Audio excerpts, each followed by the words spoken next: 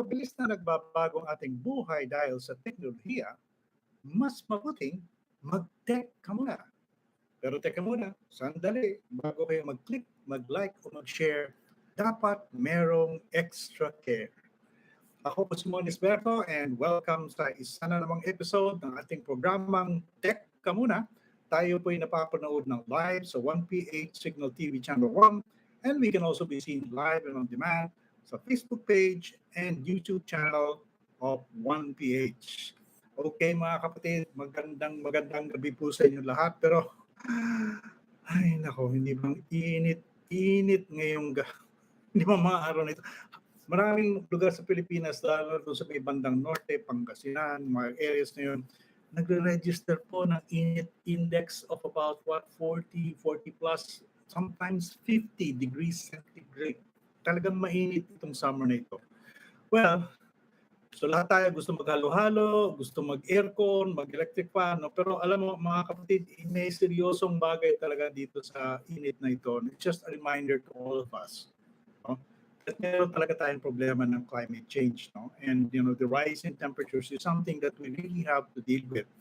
Tama-tama nga mga kapatid, no? Tonight, no, at 8:30 tonight is Earth Hour, yung international celebration reminding us all of the need to protect our planet Earth. Kasi iisa lang po ang ating planeta, wala na tayong ibang lugar. Okay? Anyway, so that's what we're gonna take off from that. No? Kasi, kumbaga, this is something that all of us, lahat tayo, no? Kailangan na tayong gawin para harapin itong problema ito. And mga iba't ibang mga bansa, governments, no, big businesses, communities, no, nagtutulong-tulong para makahanap ng mga solusyon sa problemang ito. Kasama na dyan yung adopting renewable energy, no, and taking on more, taking care of the environment, protecting biodiversity. No? So maraming iba't ibang mga activities na ginagawa. At ngayon, we're going to have a discussion about what small businesses, mga maliliit SMSEs, ang pwedeng gawin para sa makatulong sa problemang ito. Okay? But in the meantime, mga kapatid, we have to take a break. Don't go away. We'll be right back with our guests.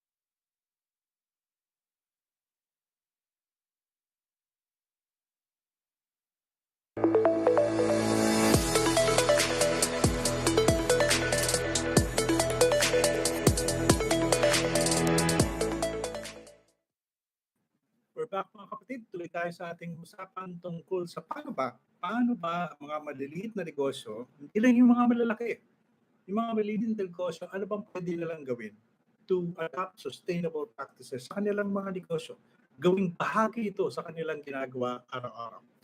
And we have several guests to help us discuss this very, very interesting and urgent subject. We'll start off with two. Let's start by introducing them. Let me call on the Executive Director of SITEM, Miss Pauline Suaco Juan. Good evening, Pauline. Join us, please. Hello, good evening. Thank you for inviting again. Parang suki na kami dito. Ay, kasi naman marami kayong ginagawang interesante, Pauline. So thank you for joining us. Now we'll get to that right away, no? And also with us is the I have to be careful when I say this, no? The SSX Program Director. And SSX means the Sustainability Solutions Expo. That is the activity, and the program director is Mr. Carlo De. Carlo.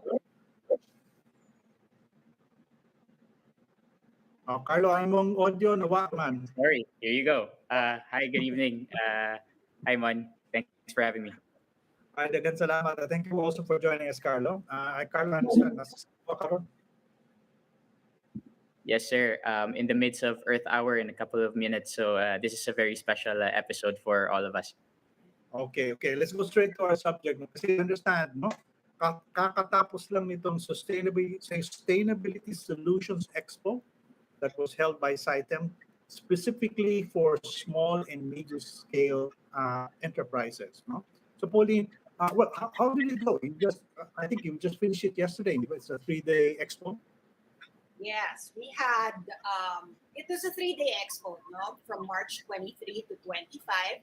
And I'm happy to report it is really one of our, well, it's our most successful digital event by far. Kasi Mon, alam mo namang you helped us promote our previous events. So this is the largest one where we had about 1,500 attendees. And we were able to bring in about 174 suppliers or exhibitors. And we had about, from the past 3 days, we were able to book about 62 companies to do business-to-business matching. Booked 62 companies, and then in the past 3 days, there were 39 matches that was made. Okay. And this is all virtual, hindi ba? Kasi Yes. online ito lahat. Yes. Okay. No, so, well, congratulations. No? It's no joke holding these online webinars, especially when you want people to interact. No? So, pero let's step back a bit, no? Pauline, and maybe I should pose this to Carlo. Bakit niyo pinili na gumawa ng ganitong klaseng, expo? Kasi when you say sustainability, parang it's the big companies, yung mga malalaking conglomerates, usually yun mga gumagawa ng sustainability programs. Why are you doing this for small and medium scale companies? Sure. Thanks, Mon. Thanks for the question. So I was engaged to work on as a program director, and I'm very glad I'm working with Pauline for this project since it's the first one. When I came in, the first thing I asked SITEM was, what does sustainability mean for SITEM, right? Sustainability is such a buzzword now. Everybody's using it as a marketing gimmick. Sometimes it's being a novel keyword. But for me, the first thing I wanted to understand was, for me, sustainability means meeting our own needs without compromising the ability of future generations to meet their own needs. Now, of course, sustainability is not just natural resources, but we're also talking about the needs of social and economic resources. So Okay. when we were asked to do a framework, what we wanted to do was to complement the already established brands or events of SITEM, and that's Manila Fame, IFEX, and Create Philippines. And we felt like SSX was a good platform for any MSMEs that want to be competitive long term, because to be competitive globally over the next few decades, sustainable solutions and sustainable supply chain within their processes have to be embedded. If not, then they might not be competitive in the long run. So sandali, no? I mean, let's pause on that point, Carlo, because you're basically saying kung negosyo ka, maliit na negosyo o malaki, na kung hindi ka maging sustainable, no? Hindi ka tatagal. You will not survive in the next couple of years. Parang is that what you're saying, Carlo? Yes. To put it bluntly, yes. Well, let's put a scenario. With the current climate change, for example, I'm currently now in Cebu. We got hit by Typhoon Odette. Hindi sustainable yung negosyo because there was a typhoon that hit. So it stopped businesses to actually provide products and services, and it stopped providing salaries and wages and livelihood for a lot of the employees, right? So even just that scenario, hindi sustainable yung climate natin. Now, if we're talking about how we get better at it, there's so many aspects, and I'm sure we're going to go through it. Policies have to follow through. We're talking about technologies, which is what the Sustainability Solution Exchange really provides. and also the mindset of what it means to be sustainable. Hindi lang yan sa negosyo, but also the way of life. Okay, okay. But before we dive into that, no, I mean, Pauline, you made this particular expo focus on two segments of two industries. No? One is food, and the other one is ano ba ito? Fashion, fashion and design. Yes. Right? Why those two segments? Bakit yun ang inuna niyo? Well, Mon, kasi napakalaki nga ng sustainability, di ba? So, and for us this is the first time that Saitem is actually going, well, sorry, we originally put up a sustainability show, but that was in 2010. So, ang dami ng, ang tagal na nang nakalipas, hindi ba? And so, even the team is entirely new to sustainability. So we also wanted to start with baby steps and do it with communities that we were already involved with.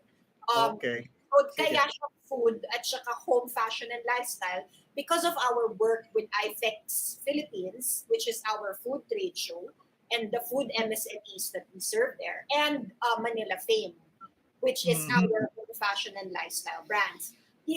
Add ko lang that whenever we do product development and whenever we consult also with buyers in IFEX and in Manila Fame, laging bumabalik yung issue ng sustainability. Around the world, more and more buyers are really looking for sustainable products.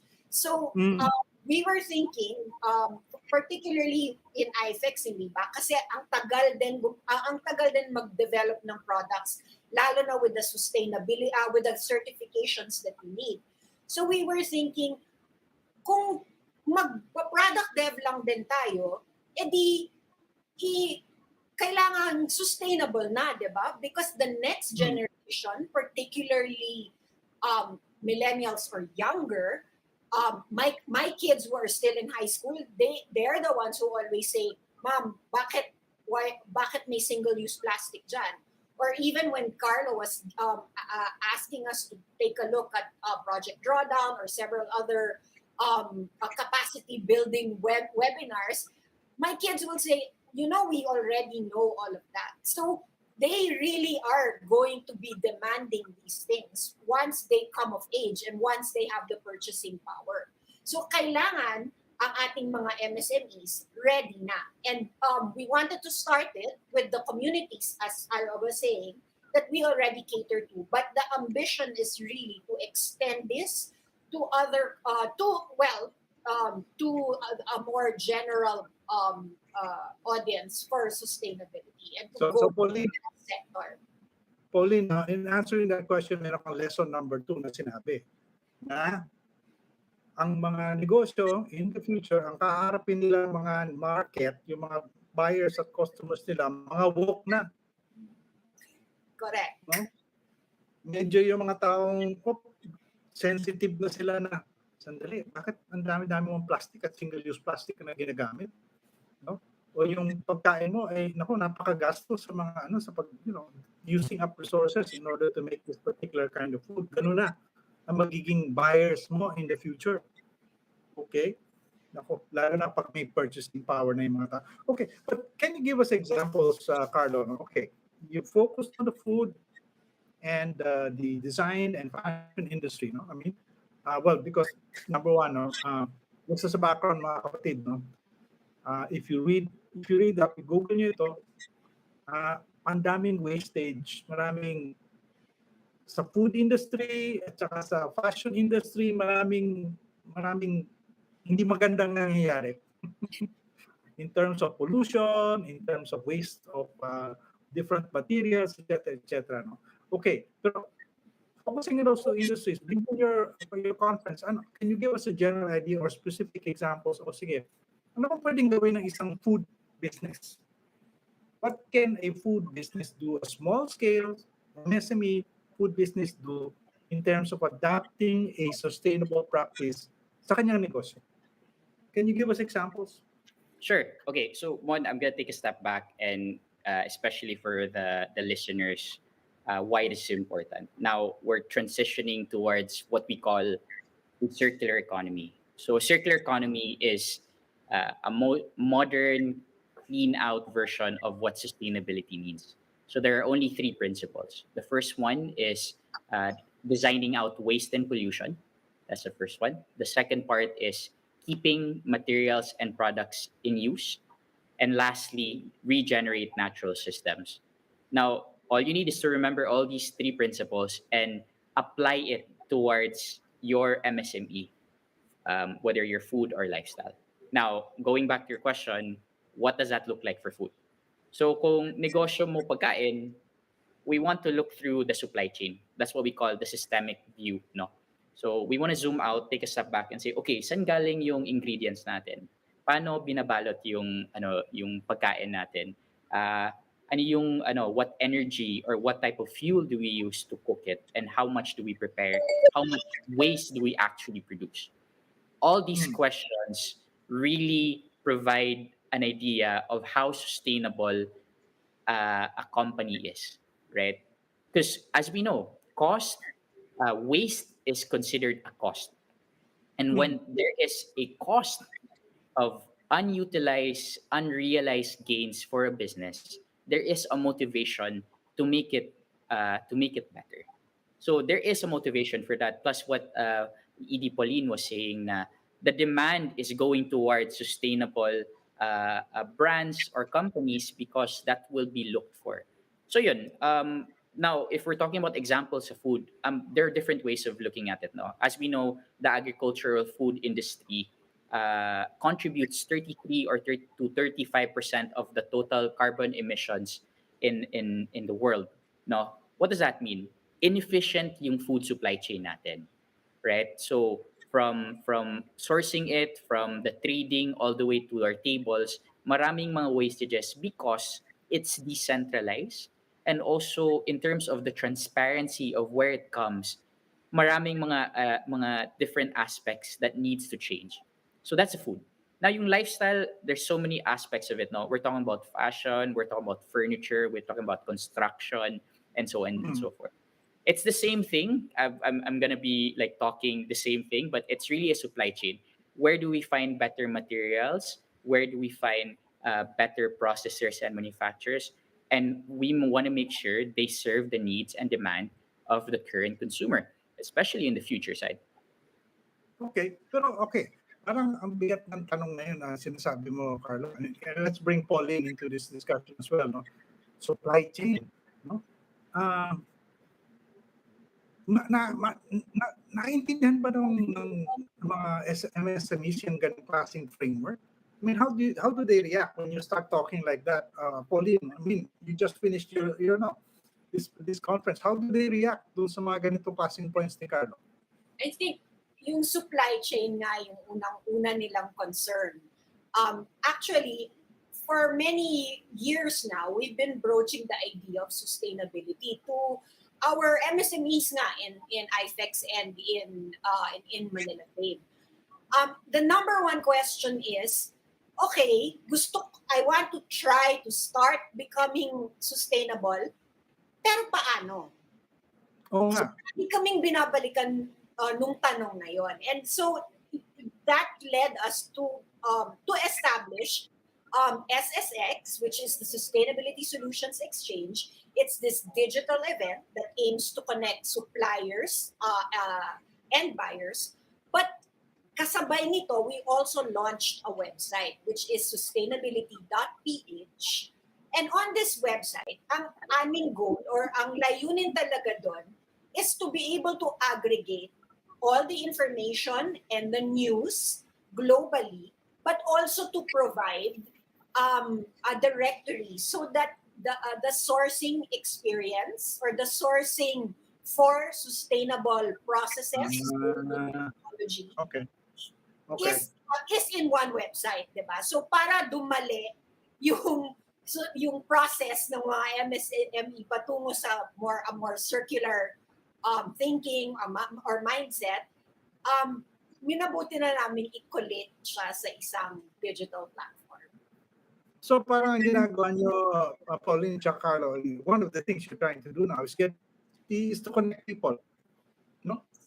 Yung mga taong na merong ganitong pangangailangan, people who need this kind of service or this kind of material, you put them in a website and then you put people who can supply those requirements in that website too. Pwede sila maghanapan at saka mag-usap. Is that how it goes?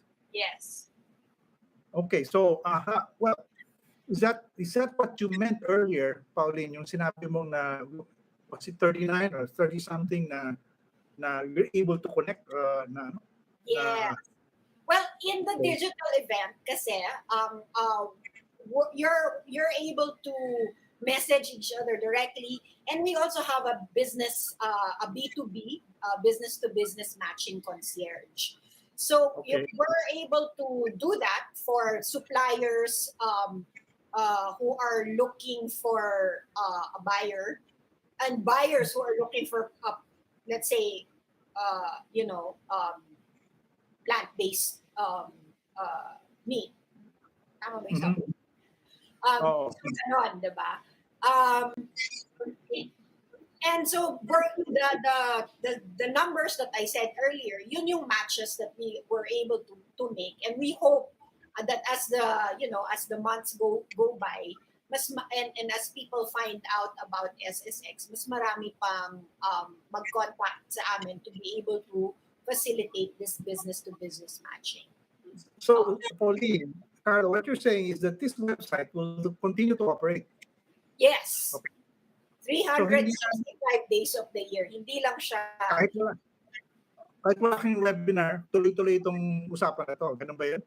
The digital event kicked it off, and then hopefully next year, sana we are able to do a physical event para magkita-kita lahat ng mga nung community under one roof. But more importantly, I think is that there is a digital home and there is a community that is being fostered through this platform. Kasi nga naman, di ba, even before people go to trade shows now, Google nang katapat, di ba? You search it online. So we believe that's the very first place you have to be. So by putting the suppliers there, and we have, and we're also putting suppliers from around the world, then our MSMEs have access and are able to really think concretely about greening their processes so that they can also produce greener or more products, and their process becomes more circular. Okay, so Carlo, I mean, how do you follow through? You just finished this conference, but you put up your website, you promoted it now to this initial group of people. So anong gagawin yung follow through? That's a great question. So going back to your past question about but complicated yung supply chain, we're just saying that that's the premise of it. You don't have to think. Let us do the hard work, figure out who is certified, who's accredited, who has the integrity of not greenwashing people. So yung sustainability.ph, it's really a game changer in the Philippines because we don't have a one-stop shop sustainability platform that provides accreditation bodies, that provides government services, export enablers, a directory to help you start along the way. Of course, minsan, we all know, di ba? Yung mga negosyante or negosyo, they want to start piece by piece. Yung usual ngayon is packaging. We have a few suppliers already in packaging. The next part is probably energy efficiency. Meron din. We also have manufacturers that can do smart materials. So what you've seen in the videos that have been played, Bakong in Piñapel from Design Center of the Philippines, we have manufacturers and processors that are already in the sustainability supply chain. So you don't have to look far. All you just need to remember, if you're looking for sustainability solutions, go to sustainability.ph. Okay. Pero I mean, from your experience, Pauline and Carlo, what are the queries that come out? Unang lumalabas. For example, you mentioned, is it packaging? Is that something that comes up frequently dito sa mga usapan na ito? Pauline, what's your feedback?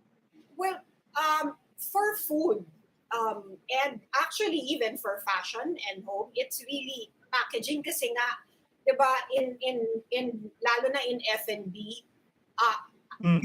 doon maraming waste, right? In terms of single-use plastic, or in terms of just how you are able to package. For example, if I'm a fashion entrepreneur, paano ko ipapadala ngayong e-commerce? Will I wrap it in plastic, and then send it to my customer, right? So on the platform, there is now a plastic made from cassava, which means Mm. it natutunaw siya, di ba? So it goes back Okay. to the earth. So we have exhibitors like that really parang one more thing I think that what you're saying is when people say, oh sige, am I going to try to be more sustainable, the first thing they ask is magkano yung implication. Of course. Hindi ba? Of course. As business people. So, 'di ba? I think one thing also, admittedly naman, lalo na maliit pa yung supply natin of sustainable products dito, the costs are a little the costs are more expensive than mass-produced packaging material, or the more wasteful processes that we have around.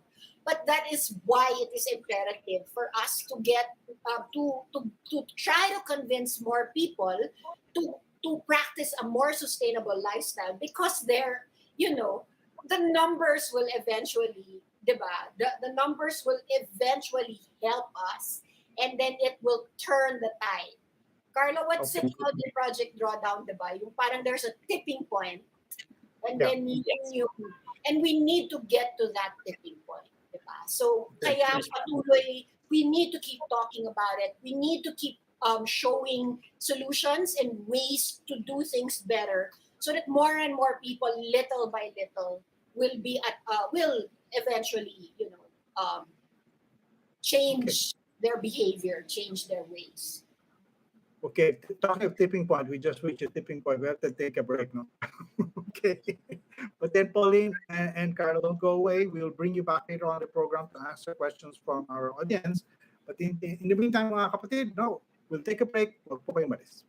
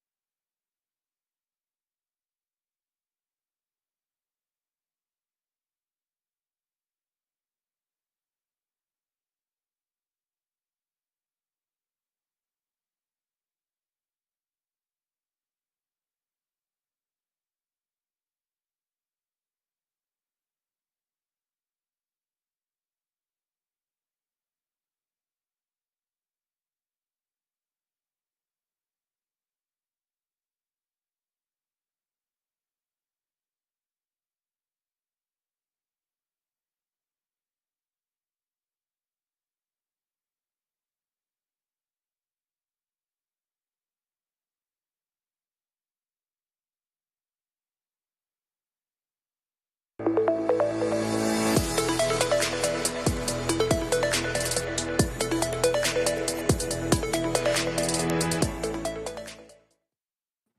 we're back mga kapatid. Ituloy natin discussion tungkol sa paano ba magiging sustainable ang ating mga maliliit negosyo, mga MSMEs. And we have two good examples na magpapakita sa atin kung paano pwedeng gawin ito. Let's call on our guests. First, we'll call on Wilhelmina. Mas madali siguro Willie. Miss Willie Garcia, siya po ay green designer and founder of a company called Junk Not. Nako, merong ibig sabihin kaagad yung pangalan nun. Good evening, Willie. Good evening, Mr. Mon. Oh, thank you very Good much for evening, joining everyone. us. Okay. Mamaya, pag-usapan natin yung ginagawa nyo. Let's bring in your other guest. No? He is naman the founder of a company called WTH Foods. Si Stephen Ko. Good evening, Stephen. Hi, good evening, Mon. Good evening, everyone. Okay. Let's start off no, para maintindihan natin mga guests. No? Start with you, Willie. What do you do? Ano yung negosyo mo dito sa Junk Not? Yeah, JunkNut is a social enterprise. We specializes in upcycling of plastic waste to home furnishing, and we provide livelihood to community. And I started in Taal Volcano. Huh? Oh, sa So Taal we're Volcano. making, yeah, opo. Pero they were displaced in 3 different areas now, pero tuloy pa rin yung program sila in Ibaan, Laurel, and Balete. But you're using plastic waste in order to make Uh, what? Furniture, and now we're doing trophies and company souvenirs. Yeah, Um, okay. yes po. Yun. And I don't supply plastic waste to the community, so it's a holistic process. We taught them how to segregate waste segregation of waste at home. So, yon kasi dati tinatapon lang nila sa lake, nilalagyan daw ng bato para hinutang. So, that's the main problem of our society, yung waste management kasi. Okay. So, inunahan mo yung sagot ko sa tanong ko. Tatanungin ko sana, Willie, saan nyo nakukuha yung waste na yun? So, yung mga communities na partner mo, sila ang Yes po. they're going to collect it. No? Sila yung, tapos anong Yeah. ginagawa na yun? It's a household waste. So, hindi sila nagdudungkal ng basurahan. So, natuto na sila how to segregate their waste properly at home. Hugasan lang nila. Tapos, tinuruan ko sila how to twine it manually. Then, I pay them per yard. Ginagawa kasi namin siyang rope. And part of my sales, I also do give them 5% profit share from my Oh. sales. Aside from buying the raw materials to them. So that's my business model. Alam mo, napaka-interesting niya, Willie, kasi ang ibig mo sabihin, kahit virtually anybody can do it if you just know how to do it. Parang ganun, hindi ba? Yung waste mo sa bahay, you can yes, clean it sir. up. Pero, yeah. Yes, sir. Kaya gumawa din ako ng program, the tie-up project, kasi yung early launch ng business, a lot of people are approach me to donate their plastic waste. So, yon, to be part of the program, lahat ng plastic waste na mako-collect nila, including you, Mr. Mon, you can collect your waste at home. You can endorse it to us, but you have to buy the end product out of your waste. So para yun yung impact mo, it's circular, not linear, 'di ba? So even companies kasi also approach me to donate daw nila yung mga waste nila sa factory. So ang dami noon, magiging tambakan lang ng basura kung tatanggapin ko. So might as well teach them to be part of the solution, di ba? Okay, pero before I go to Stephen, how do people take to the products? No? Kasi I saw it looks very colorful, etc., etc. Nagagamit ba yung mga furniture? I mean, are they useful to people, to customers? Yes po. Yes, it's pinatest namin, pinatest naman siya sa tensile and compression test. So, it's all for furniture use. And I also do product development sa companies, mga company souvenir using their trash, mga plastics. So, yun. So, depende sa needs ng company. Okay, okay. So, let me ask Stephen naman. What do you do? What does WTF? I think you have to explain what those letters mean, ha? Kasi maraming ibig sabihin nyo. Hi. Good evening, Sir Mon. My name is Steven. I'm the founder and CEO of WTH Foods. It's worth I'm sorry. it's worth the health foods. We are a plant-based alternative protein company. It's so mas food tech kami. Not I think not everyone can do it naman in terms of this kind of like business. Pero when we look at when we were studying kasi we always look at the future of food.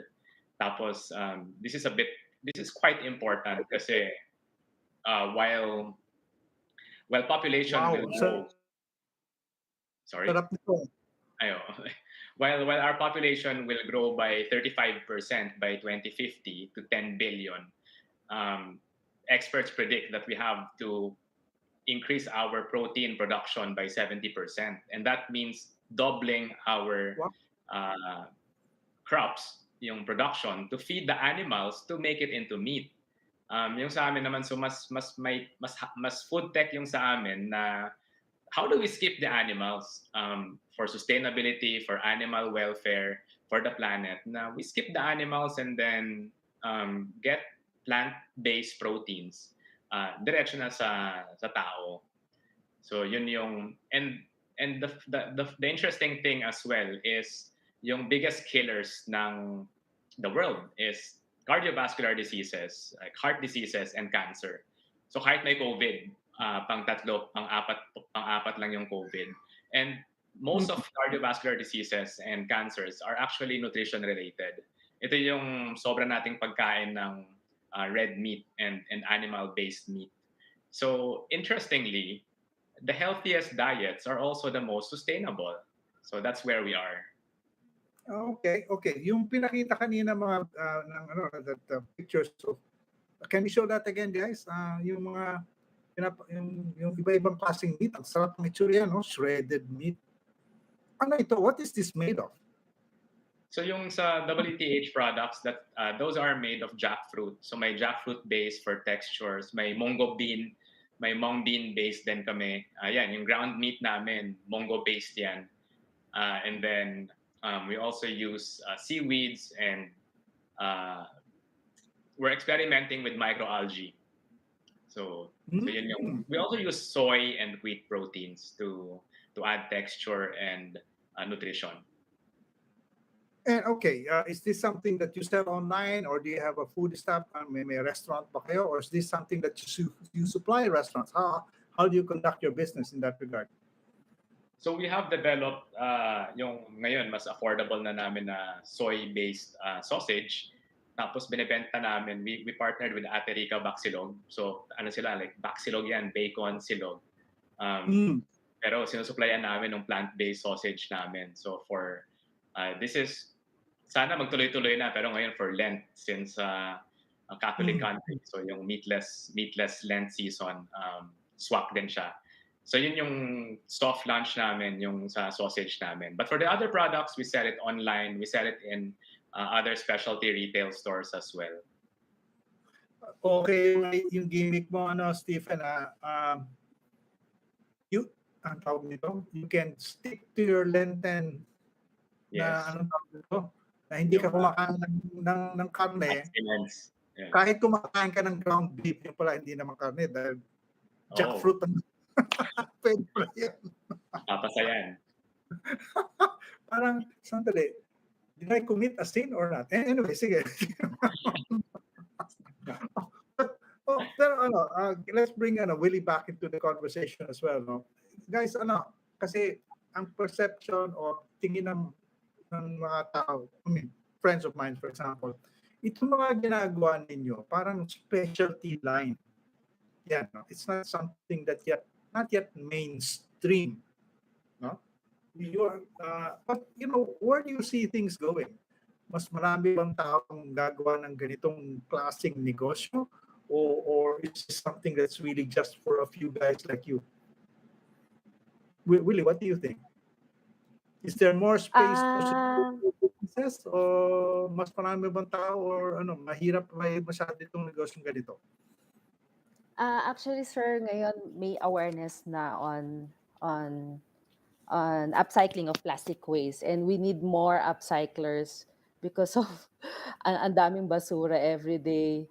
Ilan yon 2.7 million metric tons per year. So ang dami. So we need more entrepreneurs who's into upcycling of this plastic waste and bring it back to the loop. Yeah, and I a few sa SSX, nakakatuwa kasi sabi ko nga, I cannot do it alone. We need more entrepreneurs and innovators to solve these issues. Diba? Pero We need to collaborate on. gano'ng kahirap ba yung setting up an operation like what in your experience? I mean, is this technology intensive? Is it anong kailangan i-master ng isang entrepreneur Ang para pumasok diyan? Yun sa amin kasi it's all handmade. But I was able to invest on setting up my furniture shop. So yung woodwork and all. Pero the raw materials from the community. I used to make one chair for 4 days. So how can I, 'di ba, really solve the plastic waste if Oo nga. if ako lang yung gagawa, 'di ba? So I need to really expand my advocacy to more communities to be more effective. Mhm, mhm. So So parang ngayon, I started with 4 women. Now there's 77 in the came from the Taal community. So that's okay. how I started. So Dati talagang ako lang din, pero pero may value added ka dito Willie, and I think this is something we have to point out, no? You have to have designers, di ba? Kasi yes, sir. yes, Yes. I mean, you recycle or upcycle the plastic waste, pero anong gagawin mo? What do you do with the waste that's been upcycled? You need somebody who would have to, so you need designers to make this kind of business work, di ba? Yes, sir. I'm an interior designer by profession. I'm a licensed Oh, interior designer. So now I have another program for interns to also influence young designer to practice the same thing, to be parang responsible designers to okay. create yeah. You anticipated my question kasi I was gonna ask you next di ba kailangan mag-train ka na mas marami mga taong who will be Yes, sir. buying using And recycled materials, di ba? yes, sir. Mm-mm. Okay. Now, Stephen, uh, marami na, I mean, I think there are more and more people who are getting interested in healthy food. How can you make this a mass movement? I mean, make it mainstream. Yes. How is that possible? Or is it parang special line product yan? Actually, yeah, that's a very good question kasi yun din yung gusto namin mangyari for plant-based meats or plant-based foods to become mainstream. And syempre, habang yumayaman yung mga Pilipino, talagang they crave for that meat, for that protein taste. With technology right now, we can mimic the taste, the nutrition, the texture of meat using plant-based ingredients. So, I am not here to try to change kung ano yung gusto ng market in terms doon sa panglasa nila. But we have to adapt. How can plant-based taste like meat? Yun naman yung way namin. No? It might be a bit niche at this point, but I think and I feel that this is the future. Hindi talaga sustainable yung we have to kill billions and billions of animals every year just to feed like 10 billion people by 2050. Ang laki, yun nga, I think Carlos said kanina na ang laki talaga ng parang ano yun, parang pollutant yung pollution generator talaga yung food industry and very broken din yung food systems natin. That we kailangan nga ng entrepreneurs and innovators to help fix the food system and make it more sustainable para even in the future may pagkain pa rin yung next generations. Okay. Now, Stephen and Willie, we have to take a break. No? But to your point, Stephen, siguro kailangan ulitin sa ating mga kapatid, no? The food industry, particularly yung what you call that, livestock, isa sa pinakamalaking nag-generate ng carbon. Yes. Nakadadagdag sa anong tawag nito? Yung pagtaas ng temperature, no? Carbon emission. Carbon emission. So hindi maliit na bagay kung we can change the food system para bawasan yung livestock at dagdagan yung plant. No? And so, sandali, we'll take a break mga kapatid. We'll bring all our 4 guests back and you can, kung meron po kayong mga tanong, please, send them to us right. You go to our Facebook page, no? And we'll ask our guests yung mga tanong ninyo. Mga kapatid, we'll be right back.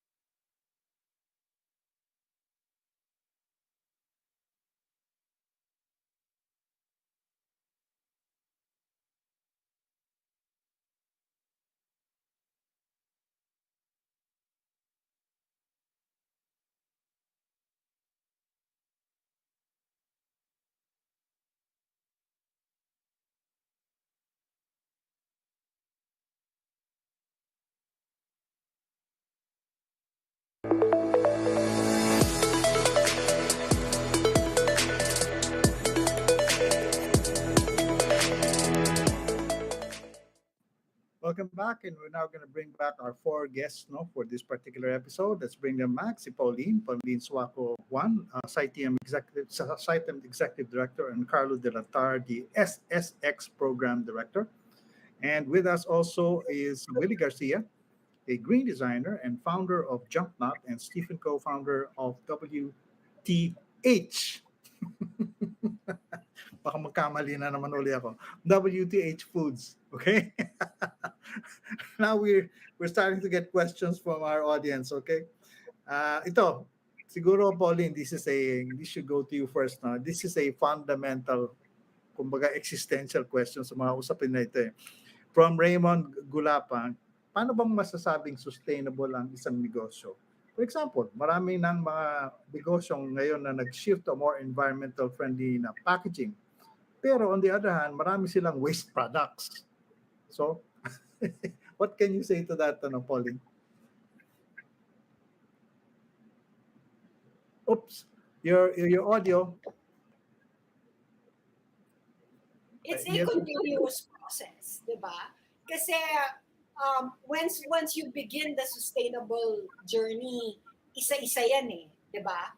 So you start on, let's say, your packaging, and then as Carla was saying earlier, you look at energy sources, you look, di ba meron tayong sustainable development goals, so you look at the welfare of your employees, kung ano ang balik nito sa environment. So as I guess the climate changes, nagbabago rin yung reaction niya with you and the community. So for me, it's a process to try to keep things less wasteful, to try to make sure that whatever you put out may balik. Kaya nga siya circular. Okay. Yeah. So parang sinasabi mo, Pauline, if I could translate it or put it differently, is you have to start somewhere. Yeah. But start somewhere and start doing something, okay? Along the same line, and I want to throw this to you, Carlo, no? See, from Lily Cortez, no? Yung pagiging sustainable, minsan ginagawa lang pang-promote ng mga negosyo. Parang ginagawang marketing strategy, no? What can you say about that, Carlo? Mon, I'm gonna need 2 hours if you ask me that question. Oh, So no, wag naman. I'll keep it simple. No, perfect Oh, 2 examples. We have IDR Willie and Stephen. Right? They're walking the talk. They found an issue, they want to solve it, but then they want to do it right. So first of all, really putting the intention, really putting the mindset, walking the talk is going to be very important. So whoever asked this question, the first thing we want to check is whoever's trying to sell you something, ask the right questions. How are you sustainable? Okay, so you're sustainable with this material. Do you have a certification? How can you back it up? How do you make sure you're taking care of your communities? There's so many aspects of it, and if they're not transparent about it and they're hesitating, automatic, you should also hesitate if you want to support that. The interesting thing about economics is that we as consumers have the power to really motivate uh, MSMEs or any organization to make the right decision. So if we say hindi yan pwede, they will have to shift and they will have to relearn what's reality and what's not. So I think this is going to be a very important aspect because the demand is going towards that already. No, naghahanap yung mga Gen Zs, millennials, which is already half of the global population at the moment. They're scared that there won't be a future for them, and the only reason why they're looking for sustainable brands to support with because they realize that they have the power to actually demand what's best for them in the long term future, right? So I think that's already powerful enough, and we're seeing a lot of conglomerates making the move. okay. Now we got a couple more questions, guys, and I want to ask this one, kay Willie at saka kay Stephen, from Adrian Clemente. Kaya ba natin ang circular economy with the technology that we have? Willie, how do you answer that question? That kind of question. With plastic waste, so like what I mentioned earlier, I a project, the trash innovation in exchange of upcycling. I created that program for everybody para maging part sila ng circular economy. Kasi kumbaga parang lahat ng basurang ibibigay nila sa akin, ibabalik ko sa kanila in a chair form. So, yeah, they can be part of the circular solution. So everybody should act now and try kahit small effort lang to do, 'di ba? Okay. For you, Stephen, here's a question that's along your line. From Lee Jaen, paano po pwedeng maging sustainable yung katulad kong negosyong kainan? Meron pong akong tapsilogan, naka-styro po ang lalagyan at plastic na kutsara at tinidor po ang ginagamit namin sa pagkain. It's a very common situation, Stephen. I mean, how do you answer a question like this? It's hard to actually answer no, pero siguro I'll echo kay ED Pauline na lang na one step at a time kasi talaga sa food our priority is safety and hygiene, and talagang there's no doubt that plastic is one of the most affordable and safe packaging material. Pero kunyari yung plastic doon nga sa talk doon sa SSX may sinabi na parang monomaterial yung better para mas madali i-recycle ng mga recycling plants. So I think these are small steps to take para mas maging sustainable yung small business.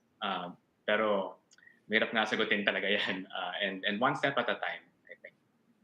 Okay. Sige, I think we reached the part of the program, guys, that we asked na yung i-connect sa tech question natin. Ngayong linggo, sa i-connect sa tech, sasagutin natin kasama ang ating guests ang katanungan na, okay, here's the question. May paraan ba para masigurong future-proof ang inyong negosyo? It's a very broad question, no? Sige, who wants to take a shot of that? Pauline? Carlo?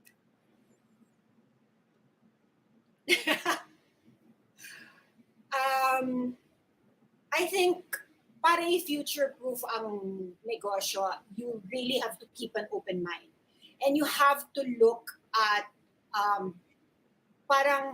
you have to look at what other people, parang in terms of trends, I hate to say trends kasi minsan pabalik yung parang in fashion mawawala din siya, diba? But we have, I mean trends in a way na that more people are riding on this because it's a good idea. So I think it's important to be open to newer, better ideas of doing things. So that way you can improve your processes, you can improve your products, di ba? Kasi mahirap ng static tayo. So in order to I guess make more money, because at the end of the day yun naman ang future-proofing your business, di ba? You have to examine your entire supply chain to see how you become more efficient at doing your business, and to look for more products that will help sustain. And Pauline, what again is that website that you have for And please, is it sustainability.ph to look for more? Sustainability.ph.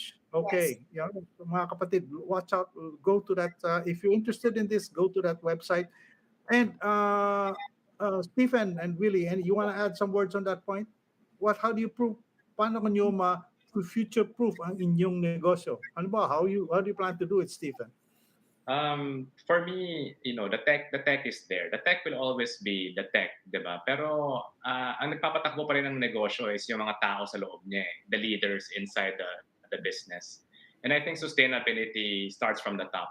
The leader should really walk the talk, sabi nga ni Carlo, and also bring the entire organization to bring the entire organization, meron siyang vision, tapos kaya nang bitbitin lahat ng tao to go into the future. The only way to future-proof a business, I think, is to have an innovative mindset for the whole organization.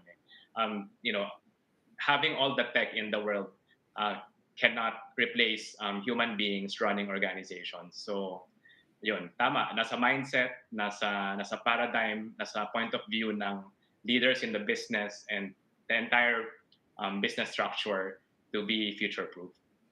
Okay, guys, I'm sorry pero ubos na tayo ng oras. We're out of time. Thank you again very much for joining us tonight, Pauline, Carlo, Willie, and Stephen. Congratulations for your successful conference and very interesting businesses, Willie at saka Stephen. I need to contact you later on. Thank you. Okay? Maraming salamat again to everyone. And also, thank you very much to you, our televiewers, for sticking with us this episode. At alam mo naman, it's Earth Hour tonight. So please keep that in mind. No? So laging tandaan po, malaki po ang pakinabang ng gadgets, pero teka muna. Think before you click. Ako po ulit, si Monis Berto, ang inyong Tech Tito. Tech Tito na lang na muna tayo. And a very, very good evening sa inyong lahat. Mula dito po sa amin sa Teka Muna. At kami po, 1PH, teleserbisyo para sa Pilipino.